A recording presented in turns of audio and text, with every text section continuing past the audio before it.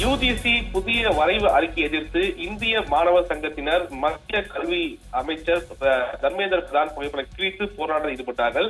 தடையை மீறி சாலை மறியலில் ஈடுபட முயற்சித்த மாணவர் சங்கத்தை கைது செய்திருக்கிறார்கள். குறிப்பாக ஆளுங்கட்சியுடன் இணைந்து மாணவர் சங்கங்களை ஒன்றிணைந்து மிகப்பெரிய போராட்டத்தை நடத்த உள்ளோம் எனவும் மாணவர் தெரிவித்திருக்கிறார்கள்.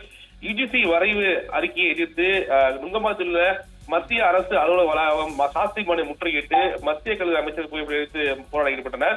குறிப்பாக மத்திய அரசு யுஜிசி அறிமுகப்படுத்தி இருக்கிறது. இது மாநில உரிமைகளுக்கும் கூட்டாட்சி தத்துவத்திற்கும் எதிராக உள்ளது எனவும் தமிழகத்தில் 8 பல்கலைக்கழக துணைவேந்தர்களின் காலி பணியிடங்கள் உள்ளது. பல்கலைக்கழக வேந்தர் ஆளுநர் தமிழகத்திற்கு எதிராக செயல்பட்டு வருகிறார். மக்களால் தேர்ந்தெடுக்கப்பட்ட இந்த அரசுக்கு எந்த ஒரு பங்கும் இல்லாமல் கல்வியை காவிமயமாக்கப்படுவது, கார்பரேட் வாசம் ஒப்படைப்பது கண்டிக்கிறோம் என தெரிவித்து தொடர்ந்து மாணவர்கள் கூச்சலிட்டார்கள். மேலும் மும்மொழி கொள்கையை ஏற்றுக்கொண்டால்தான் மத்திய அரசு நிதி தரும் என்று அரசியலமைப்பு சட்டம் சொல்லவில்லை.